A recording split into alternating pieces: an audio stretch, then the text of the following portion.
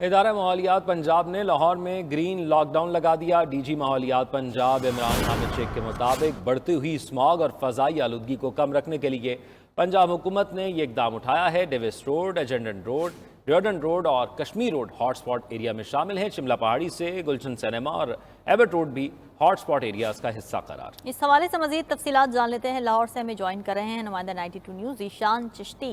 ज़ीशान, बताइएगा क्या प्रोटोकॉल्स होंगे, क्या SOPs होंगे इस ग्रीन लॉकडाउन के? बिल्कुल, सूबाई दारुल-हुकूमत लाहौर में स्मोक की बिगड़ती हुई सूरत हाल के पेश नज़र हुकूमत पंजाब ने जो है वो ग्रीन लॉकडाउन लाहौर के मुख्तलिफ इलाकों में लगा दिया है, जिसमें शिमला पहाड़ी का 1 किलोमीटर का जो इलाका है वो शामिल है। उसके अलावा एबट रोड का इलाका शामिल है, एम्प्रेस रोड शामिल है। इसके अलावा क्वीन मैरी कॉलेज रोड जो है वो भी इसमें शामिल है।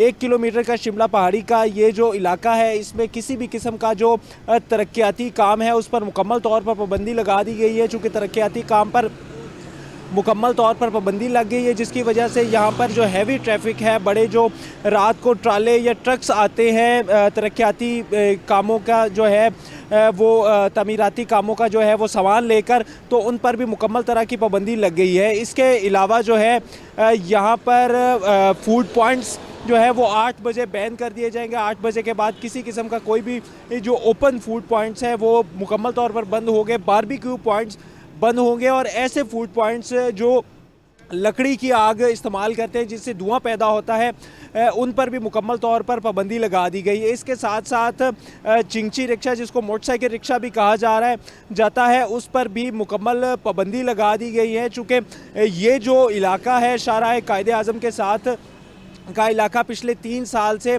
ये हॉटस्पॉट इलाका कहा जा रहा था, क्योंकि यहाँ पर जब भी हमने एयर क्वालिटी इंडेक्स देखा है तो लाहौर में सबसे ज़्यादा जो फ़िज़ाई आलूदगी है या एयर क्वालिटी इंडेक्स की शरह है वो यहाँ पर रिकॉर्ड की जाती है। यहाँ पर ये जिन इलाकों का नाम आपने लिया और जहाँ पर जो पाबंदियाँ आप बता रहे हैं ये गुंजान आबाद इलाके हैं और यहाँ पर देखा गया है कि यही मसरूफियात होती हैं, देर तक होटल्स खुले रहते हैं, तो क्या धुआं छोड़ने वाली गाड़ियों को भी रोका जाएगा? वो चिंची के अलावा कोई भी गाड़ियां होंगी?